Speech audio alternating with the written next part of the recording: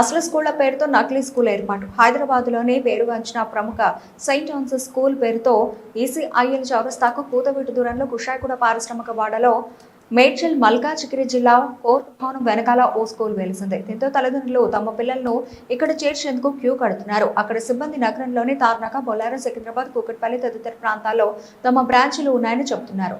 దీంతో అనుమానం వచ్చిన విద్యార్థి సంఘాలు ఆరా తీశారు. సదరు స్కూల్ పేరు సెయింట్ ఆన్స్ స్కూల్ పేరుతో పర్మిషన్ల కోసం డీఈఓ కార్యాలయంలో అర్జీ పెట్టుకున్నారని తెలిసింది. నకిలీ పేరు పెట్టుకుని అడ్మిషన్లు దండుకోవాలనే దురుద్దేశం ఒకటైతే, కిషాయిగూడ ఇండస్ట్రియల్ ప్రాంతంలో అదే విషపు వాయువులు చిమ్మే వెటేజియా ఫార్మా కంపెనీకి ఆనుకొని ఉండడం ఒకంత ఆందోళన కలిగించే ఇంకో విషయం. ఇండస్ట్రియల్ జోన్లో స్కూల్ను ఏర్పాటు చేసి రెసిడెన్షియల్ ప్రాంతంలో ఏర్పాటు చేశామని విద్యా అధికారులను పక్కదో పట్టించడం మరో విషయం. ఇంత జరుగుతుంటే అధికారులు చోద్యం చూస్తున్నారా, లేక వారికి అనుసైకల్లోనే నడుస్తుందా అన్న అనుమానాలు రేకెత్తుతున్నాయి.